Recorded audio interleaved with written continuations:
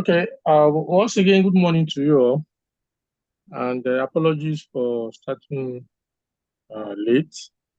As I explained earlier, as a result of clashing activities, we have exams for some PhD candidates, and the external examiner is involved, and these are invitees from outside the university, so we have to give them priority. And I don't want to cancel the class. So it's better for us to have a 1 hour class rather than having class cancelled. So that explains why we are starting this. So today we want to continue from where we stopped. Remember, the course is FBA 310, and it is Business Statistics 2. Like I said last week, this is a continuation of FBA 220, which is Business Statistics 1. The course is a very simple course, but I assure you that we will be diligent in our teaching and also ensure that you have access to all necessary material that will enhance your performance. Our experience have shown that when students do a lot of past questions, they are likely to score A in this course. Our performance has always been over 70% A, while we have a few having a B or C. The failure rate has been very, very low, and we hope that this will continue with your set. So having said that, today we'll be discussing sampling distribution. Last week, we introduced ourselves to some basic terms and sampling technique. So we introduced the concept of population sampling. We discussed the sampling frame, and we also looked at different sampling techniques, the advantages and disadvantages. So today we will continue with sampling distribution. So let me take your mind back to our FBA 220. Remember that after collecting your raw data, one of the means of summarizing and presenting your data is through the use of a table. We call it frequency table. In actual fact, the full title of the table is frequency distribution table. So most times we just downplay the word distribution and thus call the table frequency table. You see, that table will display the possible observations that you can have, and then the number of times that those observations have been observed.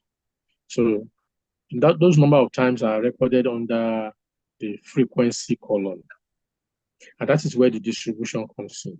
So it shows you how the total observation have been distributed among the possible occurrences. So it's the same thing that we are bringing to the sampling now. Remember that the essence of sampling is to estimate the population parameter. And I told us that most times population parameters are unknown. And it's because they are unknown, that is why samples are taken from the population observed and then they are computed. So whatever you get as the value from your sample, it is used as the estimate for the population parameter. So now, when you take your sample from a population, there are two ways that those samples can be taken. You can take the sample with replacement. You can also take the sample without replacement. With replacement simply means that when a unit is taken from the population, that unit is observed and then returned back into the population before subsequent draws are made. So which means that you can have a unit that is selected more than once, okay, in that sample. However, you can also have your sampling without replacement. Sampling without replacement means that when an observation is taken from, or when a unit is taken from a population and observed, that unit is removed from that population before subsequent draws are made. And all of these have implications as to number of possibilities that you can get. They also have implications as to how you will compute the mean, how you compute the variance. So the sampling distributions of your sample means is just a frequency table that shows the possible means that you can get from your sample, whether those samples are taken with or without replacement. So it's a table that shows the possible mean and their corresponding probability. How do you get the probability? You get the probability from the frequency distribution, because once I know the number of times a particular observation occurs in the total observation, then I can compute the probability. How do I compute the probability? I will just simply find the ratio, okay, of the number of times I've observed that observation all over total number of observations, simply relative frequency. So relative frequency is the same as the probability of that observation. So the sampling distribution of the sample means will be the table showing the possible values of the sample mean and their corresponding probability. That would be the sampling distribution of the sample mean. You can also compute sampling distribution of sample range. That means you will have to compute the possible ranges and then summarize them in a frequency table. And from the frequency table, you calculate the probability. What you then have will be the sampling distribution of the sample range. You can also have sampling distribution of sample proportion, sampling distribution of sampling standard deviation, and so on. So we said there are common properties that one is interested, okay, when you are computing your sampling distribution, the mean, the variance, and the functional form.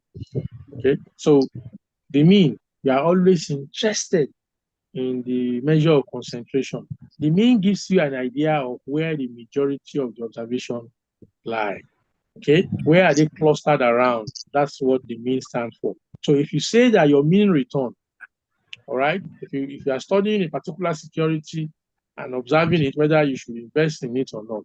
So you calculate the returns over a period of time, and the mean return, let's say, is about 20%. So what you are simply saying is that most of the time, the average, most of the time, the return from that particular security hovers around 20%. So that's what mean stands for. Mean stands for concentration, all right? While the variance will give you an idea of the spread, okay, give you an idea of how far that observation, the observations are on the average from the target. Most times we put our mean as our target. So you now calculate the distance away, okay, of each of the observations from that target. So if you find the average of the distance, that gives you an idea of the variance. And that is why it is you most of the time used as a measure of volatility. Okay, the farther away your observed value from the target value, the less reliable, that particular security is. So the closer, okay, the observed value is from the to the target value, the more reliable and the better. So let's take a simple example, okay, on calculating the sampling distribution of the sample mean. Remember that I said that your observation can be taken in two possible ways. You can take your observation with replacement. You can take your observation without replacement. With replacement means that once an observation is taken from your population, that observation is returned back into that population before another sample is taken. So in that wise, you could have a unit of the population appearing more than once. Okay, so you could also do your selection without replacement. Without replacement means once an observation is taken from that population, it is observed, that observation will not be returned back to the population before another sample is taken. All right, so we should know that. And what is the implication of this? If I have a population size of capital N and I'm to select a sample size of small n from that population, the number of possible ways that I can do the selection with replacement would be capital N to power of small n. All right, so if I have a population size of 5 and I'm to select a sample size of 2 from that population with replacement, that means there are 25 possibilities. The 25 is coming in from my 5 to power of 2, capital N to power of small n. Capital N here is 5, small n here is 2. So when you raise the capital N to power of small n, that gives you the number of possibilities that you can have. So just imagine all those possibilities. If you find a mean of each of those possibilities, that means you will end up getting 25 possible means. Now, those 25 possible means, if I summarize them in a frequency table, such that I was able to compute the probabilities, the resulting table is called the sampling distribution of the sample means. Sampling distribution of the sample means. Now, let's look at the steps, okay, involved in constructing sampling distribution of sample means, and then we'll also look at a typical example. Now, from a finite population of size small n, you draw a sample of size, the population of size capital N, you draw a sample of size small n. Can you see my screen? Someone is saying you can't see the screen. I can see. We can see your screen. All right. So the guy that can't see the screen, I will advise that maybe you refresh your system or whatever. And I'm afraid if you log out and log in, it's possible that you will be displaced too. So the fault is from your device. All right. So I was saying step 1. Okay. You have the population size well defined, capital N. Sample size that is required, well defined, small n. Okay. So if I have all the possibilities for sampling with replacement, number of possibilities is capital N to power of small n. For without replacement, number of possibilities is capital N combination small n, right? Because you are selecting and you are not replacing. Okay, so if I end up getting all those possibilities, step 2 is for me to now compute the mean of each of those possibilities. And then step 3 is to summarize in the table and then calculate the relative frequency. What I end up with is my sampling distribution of the sample means. Now let's look at this example. So suppose we have a population of size 5. Capital N is 5. I want to take a sample of size 2. Small n is 2. And you want to do this with replacement. Replacement means as one unit is taken, it is observed and then returned back into the population before another one is taken. So let's look at the possibilities that we can have. The small n, 2, capital N, 5. Number of possibilities that we can have, capital N to power of small n, and that is 25. The replacement. 25. Now, so what are these possibilities? So you can have 6. Sorry, sir. Can you go back to the question, sir? Okay, let's go back to the question.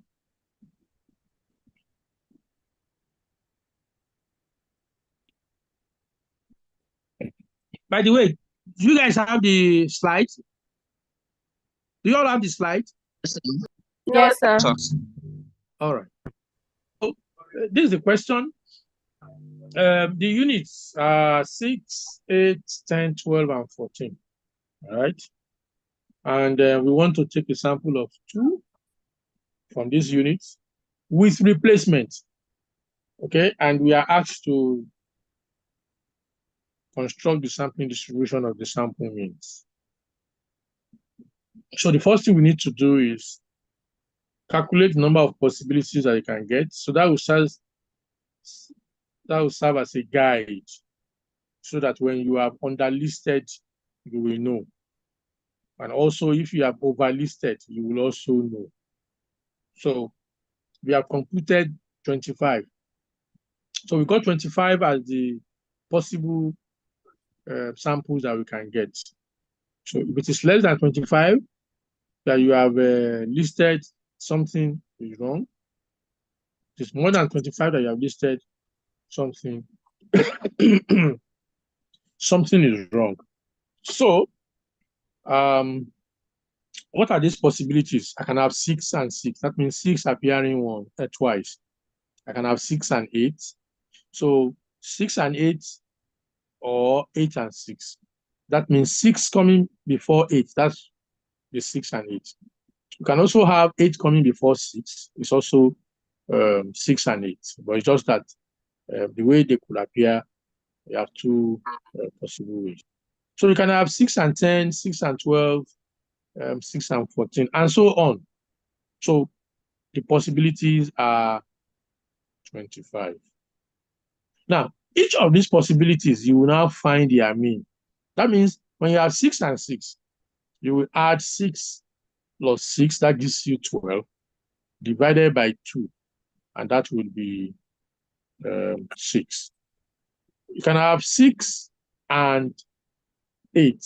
If you find the mean, that gives you 7. So you compute the mean for the 25 possibilities. All right. So that's what it says. Now let's look at the possible means. I'd explained how you compute the mean. So these are the possible means that you can have. So when you have 6 and 6, the mean is 6. If you have 6 and 8, the mean is 7. If I have 6 and 14, the mean is 10. If I have 10 and 12, the mean is 11. If I have 12 and 8, the mean is 10. If I have 14 and 14, the mean is 14. So I have 25 possible means. Okay? 25 possible means. So if I summarize those means in a table, can you see the means? Can you see the means?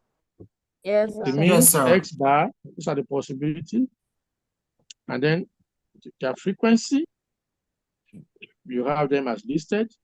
If you compute, you should have 25. That table is the frequency distribution. Distribution of what? The sample means. So that table is simply your sampling distribution of your sample mean. These have implication on how you will test or on how we estimate our population parameter. Okay, so you should take note of how we arrived at this, because you will need this concept moving forward. Remember, I'm just laying the foundation for FBA 310. So I've explained to us how you take your sample. Why do you need to take sample? I said there's need for you to confirm the value of the population parameter. There might also be need for you to test the truthfulness of a claim. Yes, someone is raising up his hands. Adebayo. Yes, sir. Good morning, sir. Yeah, morning. Okay, sir. For the step 2 of the distribution, the way you are arranged it, because step 1 you wrote 6, 6, 6, 8, 6, 10, 6, 12, but the step 2 you wrote 6, 7, 8, 9, 10. So can you explain that? Is it that Okay, so all right. So let's go back to step 1 so that we understand it. Let's go back to step 1. Now, look at our step 1. The step 1 here is listing the possibilities. Remember that we are selecting 2. That's why you just have only 2 values in that bracket. We are selecting 2 from that population of 5. So the possible tools that you can have, since I'm selecting with replacement, so I can have 6 and 6. That's the possibilities. I try to put it in bracket to emphasize that what you have there, they are sample. Okay, so you could also have 6 and 8. All right, so you could also have 6 and 10.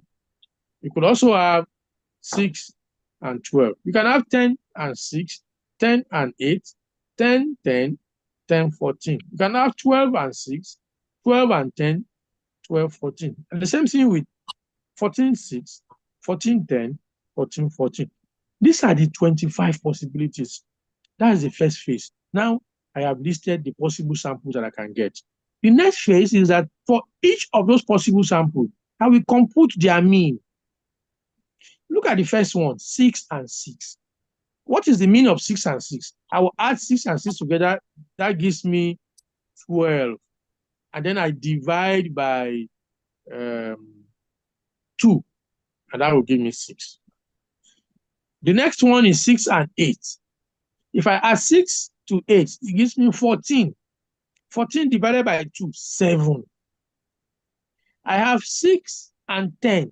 6 plus 10 will give me 16. Divided by 2, 8. Those are the possible values that we have on step 2.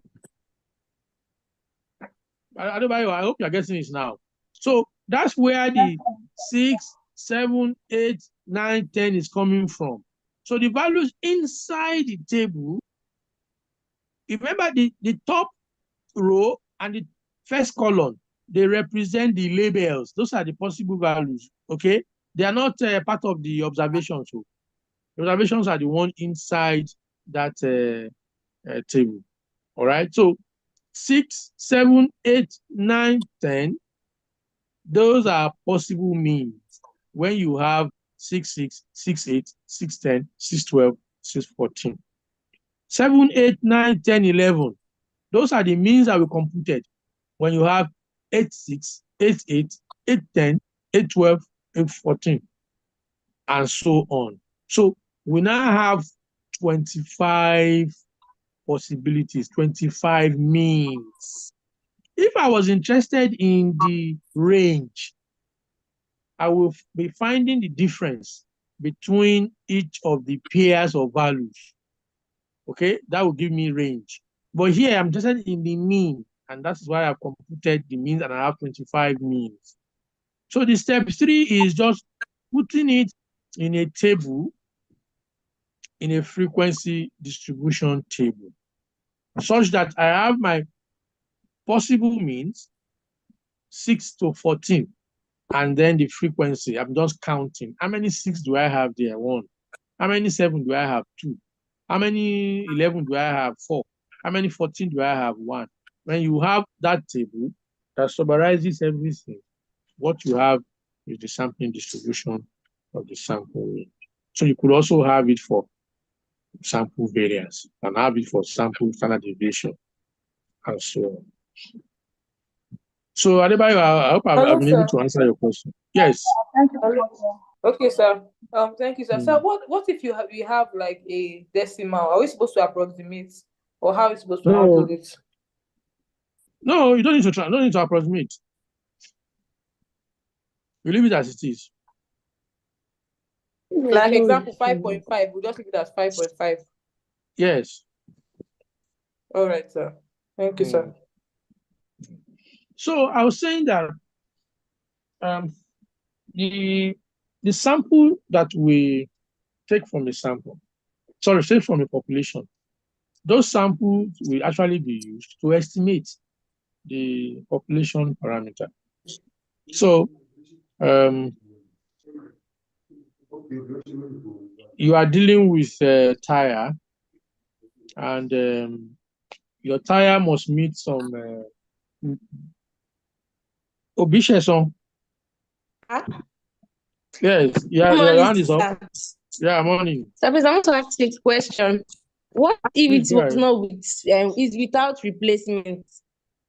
Okay, if you are selecting without replacement, the first thing you need to do is to calculate how many possibilities are there. So I will now find 5 combination 2. That gives us 10.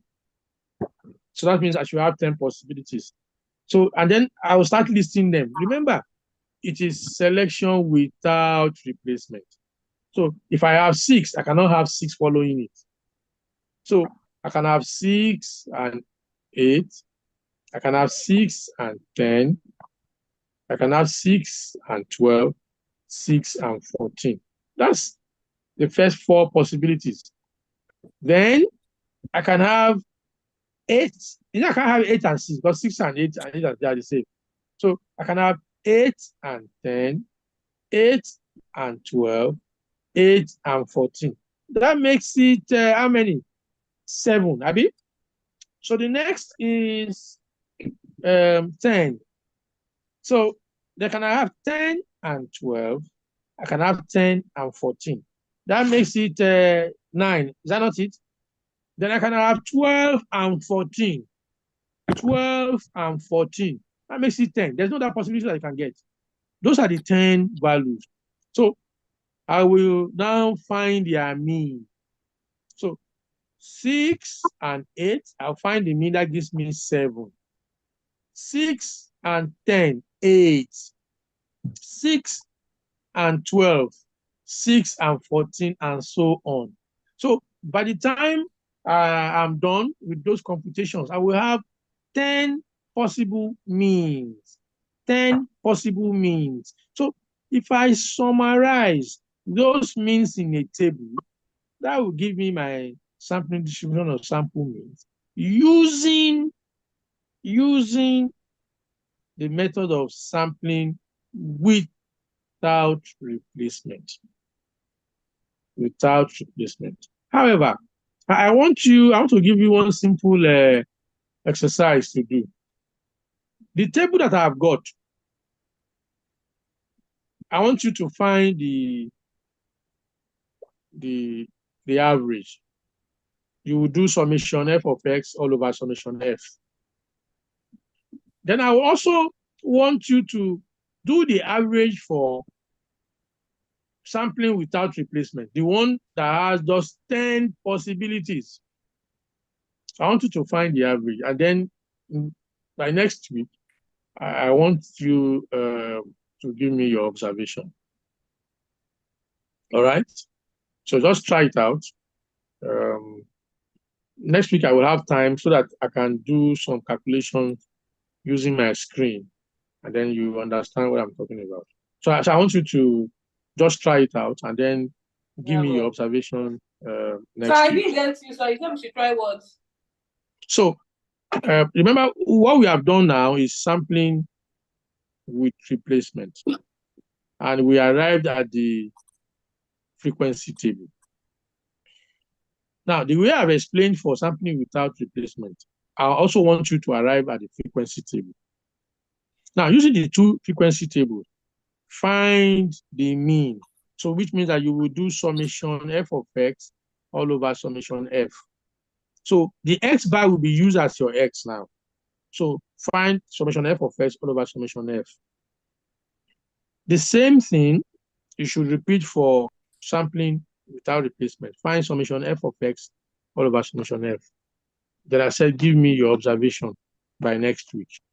Okay, just try it out, and then we discuss what you observe by next week. Oliver.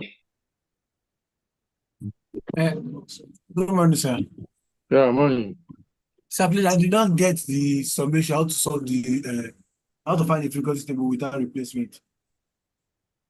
Okay, so listen to my explanation now. Remember I said that you need to find the number of possibilities. Number of possibilities is found by capital N to power, capital N combination small n. Okay, because you are selecting without replacement. Number of possibilities that you can have is N combination N. And that will be 5 combination 2, right? 5 combination 2. 5 combination 2 is 10. Either you use your calculator or you try to use the formula or whatever. 5 combination 2 is 10. That means there are 10 possibilities. So, and I listed out those 10 possibilities. 6, 8, 6, 10, 6, 12, 6, 14. That makes 4. You also have 8, 10, 8, 12. Sir, please, can you show it on your screen? All right. I was thinking the way I'm explaining this is simple enough. But anyway, let me see if I can open a Word document and then No, like just show the slide that you are explaining. No, the example I gave you is for replacement.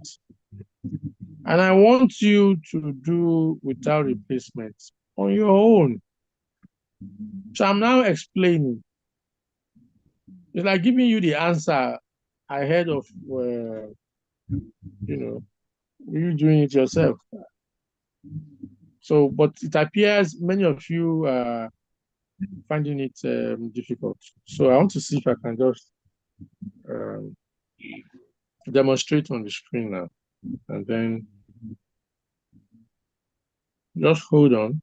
I'll put on my Word and then share.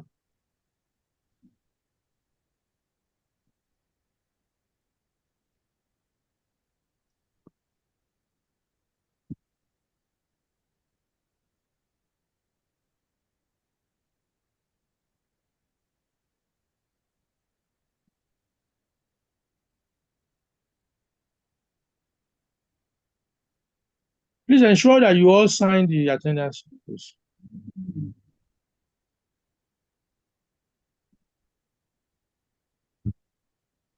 That means just type your name and the matric number and department so that it's easy for me to capture.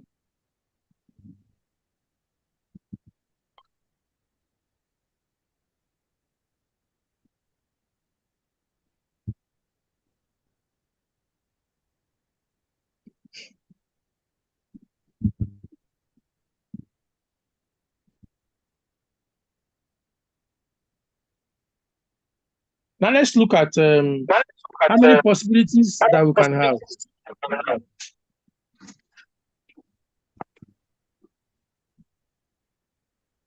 So if you are selecting without replacement, the number of possibilities will be 10.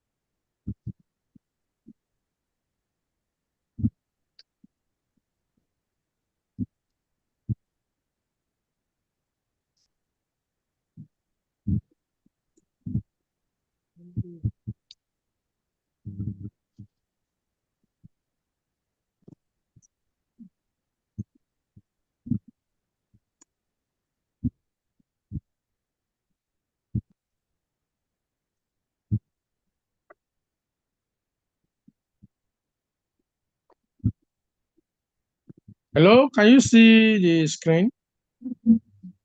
Yes, sir. Yes, sir. Yes, sir. All right. So this is what I was trying to explain. So these are the possibilities, and then you have your mean. The mean is found by adding the pairs of the sample, and then you divide by 2. All right. So those are the possibilities. So I now say that you should summarize. Ayomide. Hello, sir. Site remaining one data. 12 and 14. Thank you. 12, 14. So those values under the mean, I want you to find the mean, all right? And then you now compare it with the mean of those 25 possible values, 25 possible means that we have displayed earlier. And then give me your observation by next week. That's what I'm trying to say. Okay, so these are the possibilities when you select without replacement. Okay, so to get the number of possibilities, you use combination. So that gives you an idea. So now let's go back to the slide. We'll continue with estimation. Remember last week I took my time in explaining what estimation is. Remember I said that estimation is the procedure for computing the value of the unknown population parameter.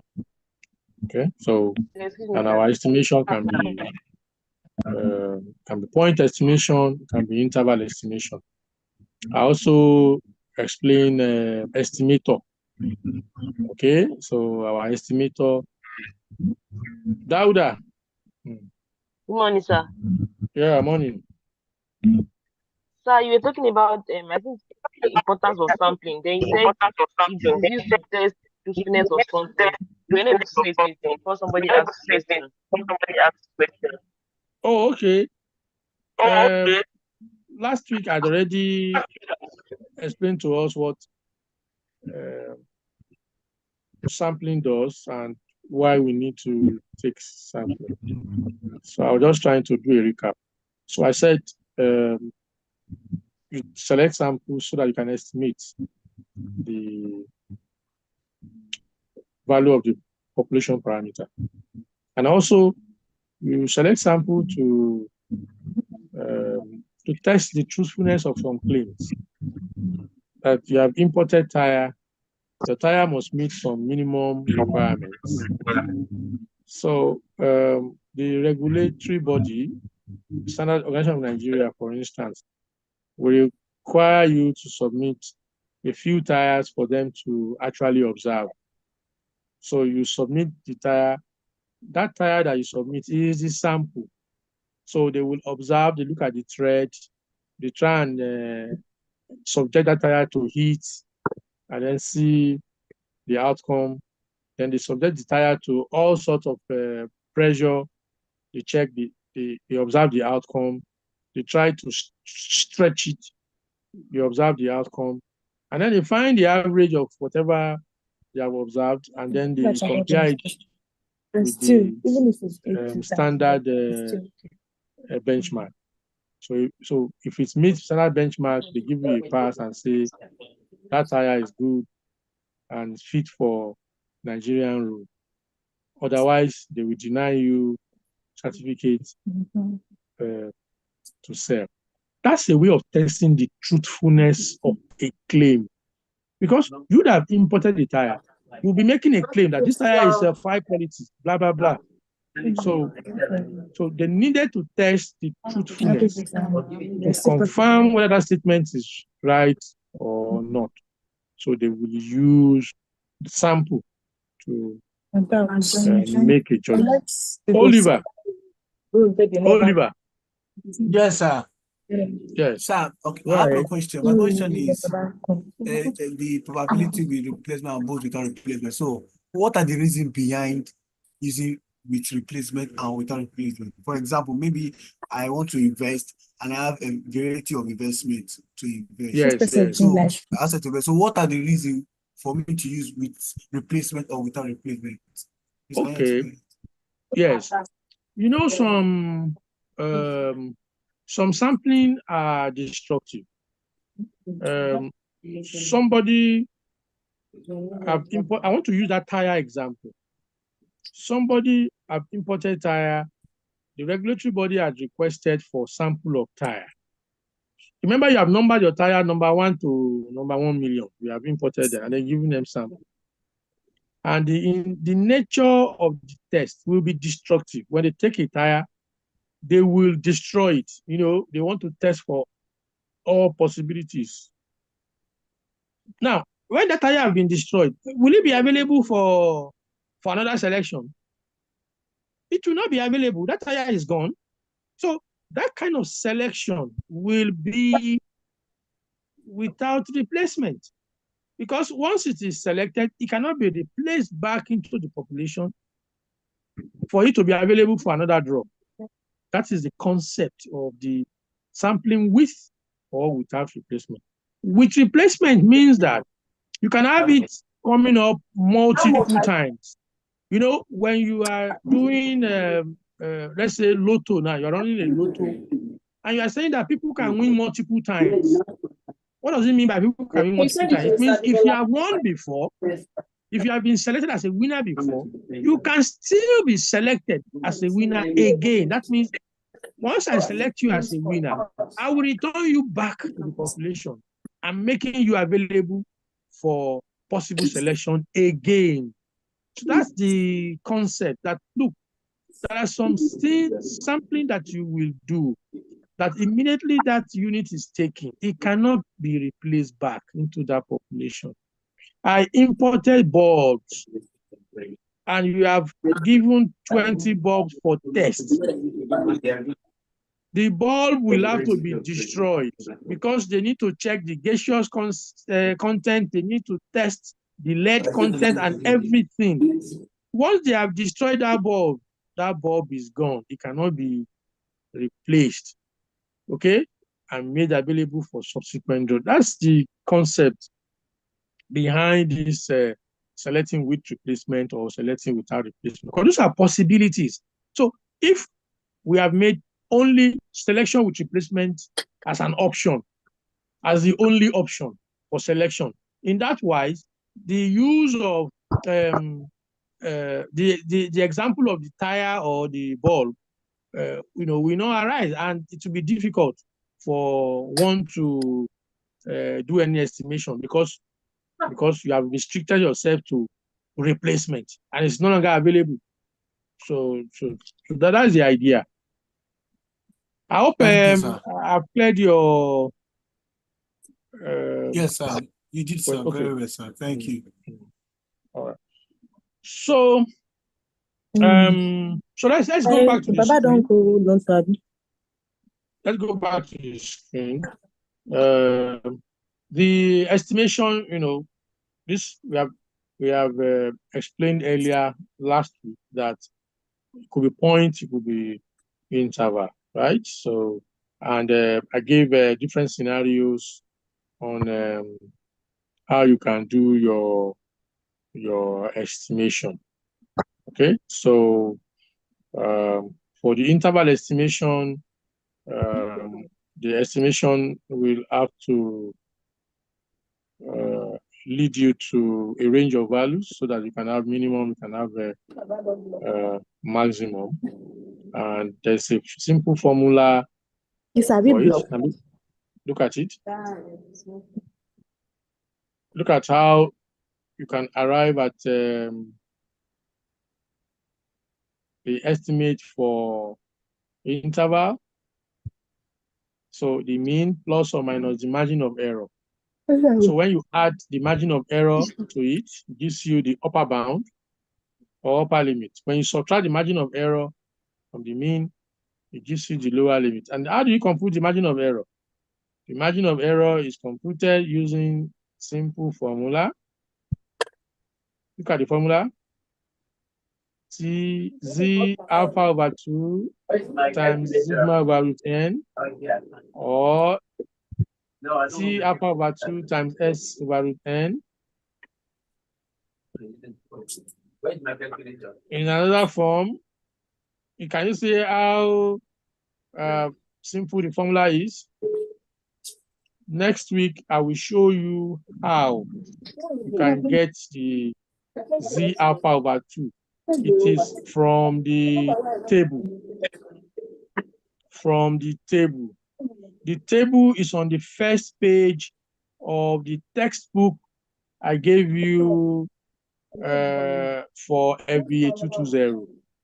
So please, I want you to pay attention to that table against our next class, because without the use of that table, you will not be able to calculate the margin of error.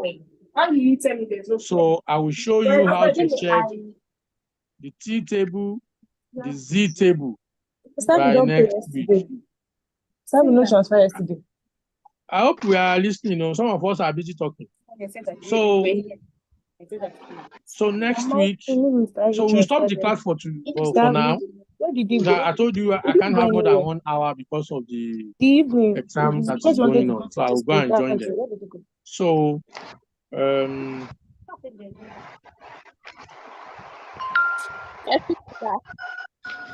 we going to have access to this slide? I'll give you the slide since. Hello, sir. Yes, I gave you the slide before the class. I gave you the class before we had our first class last week.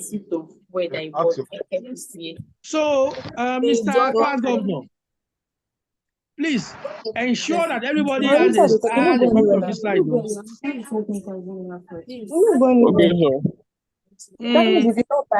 Yesterday is 90. Actually. Some of us are just talking. Omotolani is just chatting. Hi, Mata. How are you? I need your help. So I can mute you from here. It's just that I was just trying to be cautious. I thought you are mature. You are mature enough at year 3. You are still disturbing classes. Omotolani and co. Okay, so someone is asking the question. Yeah, so you made reference to one textbook, FBA 220 or something like that. Yeah, I gave you last session now. Oh, okay. Okay, that's where we can get the table. The table is there. The table is on the first page. Sir, please, what's the name of the textbook?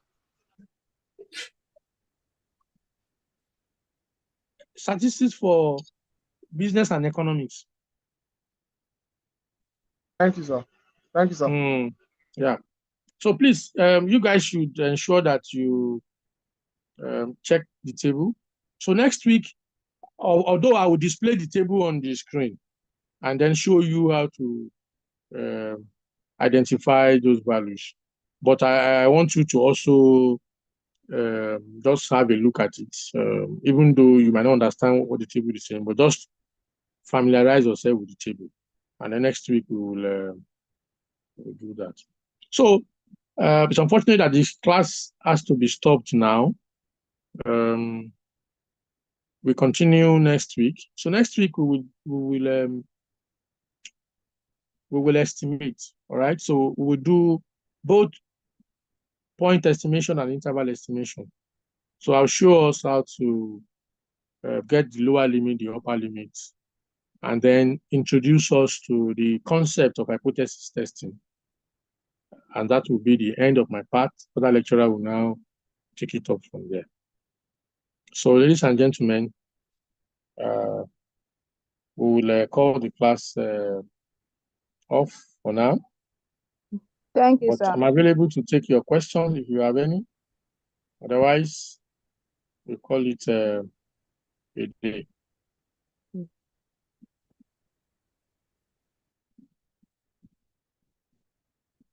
Thank you, sir. All right. So bye-bye.